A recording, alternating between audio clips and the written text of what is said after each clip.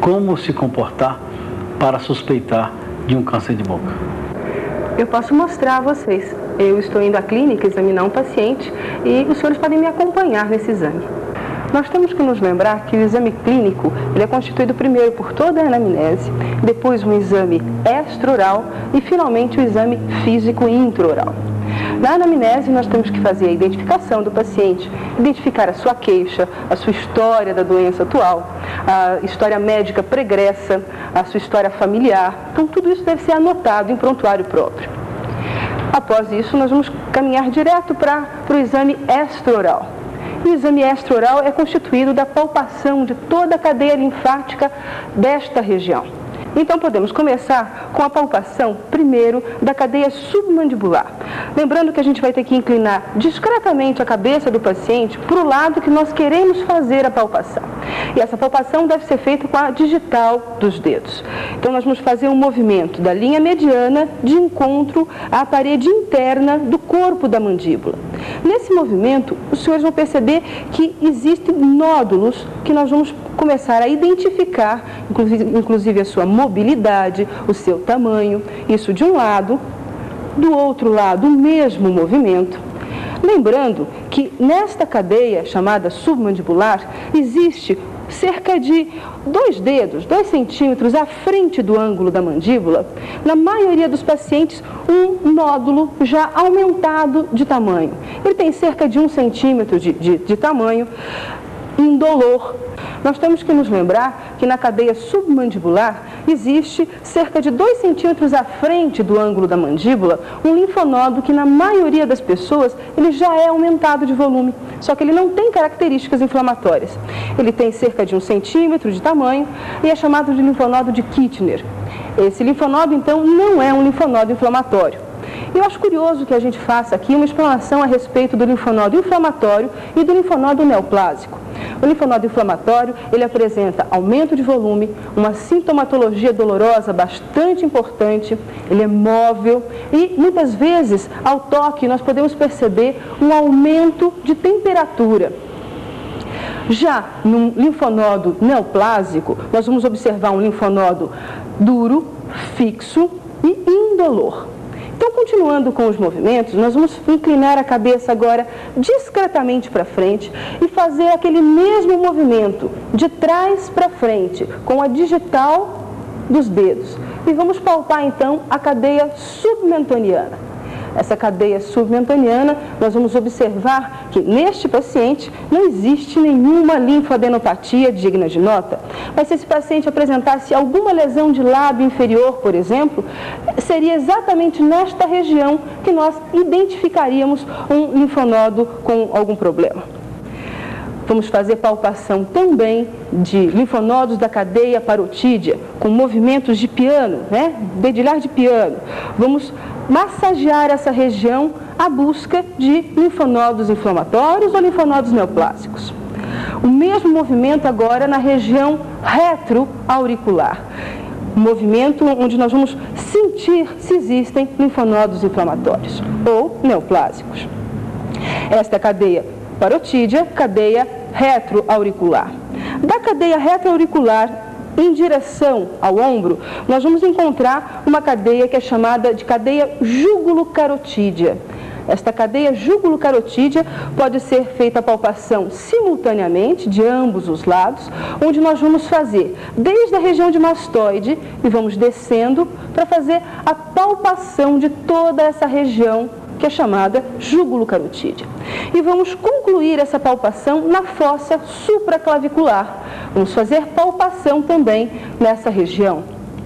E caminhando mais para a região mediana, vamos encontrar aqui a região dos linfonodos do espinhal transverso.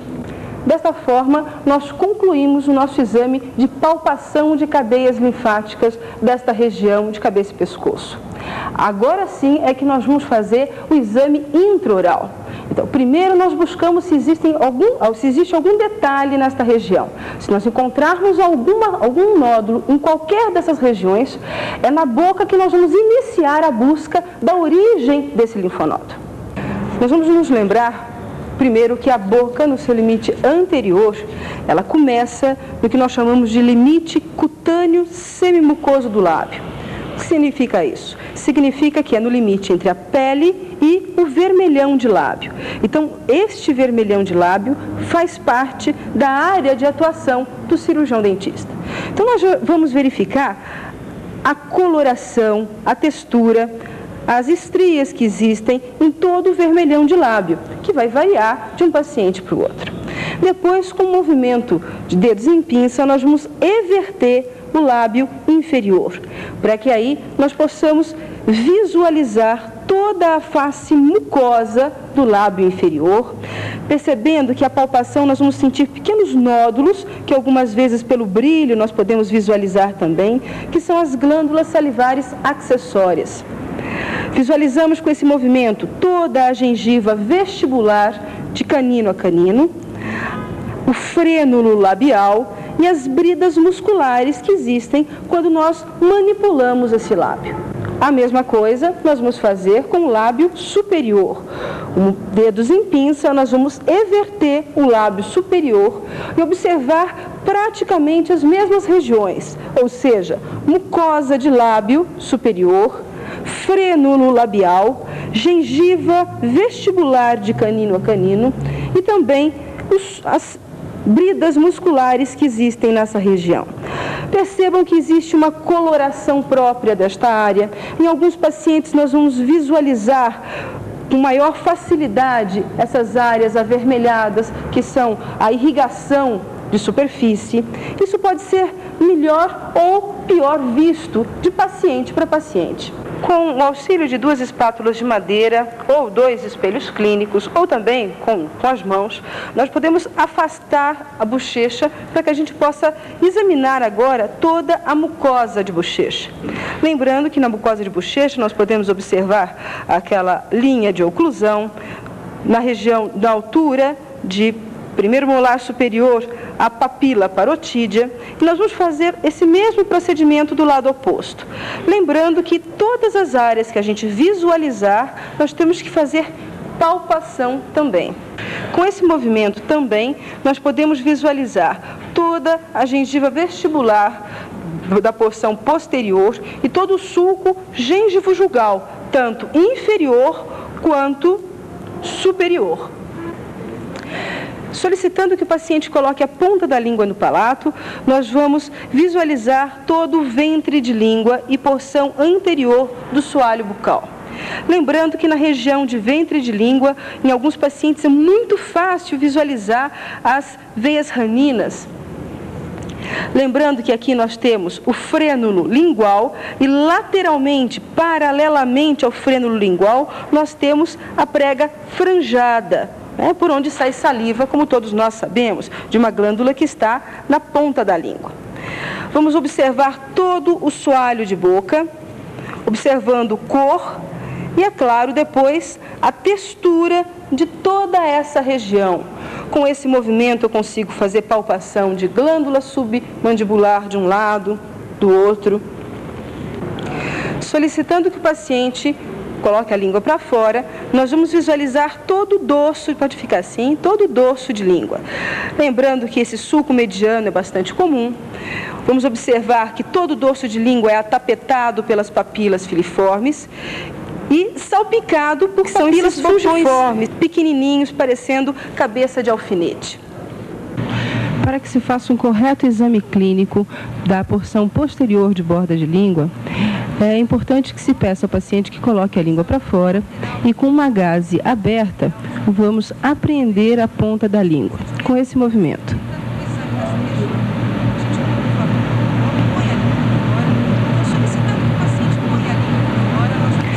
Desta forma, nós vamos poder manipular a língua de um lado e outro para que possamos examinar soalho de boca, borda de língua e lembrando que na porção posterior de borda de língua existe um órgão linfático bastante interessante, que é a papila foliada, a qual é responsável por sintomatologias dolorosas que os pacientes algumas vezes referem como dor de ouvido.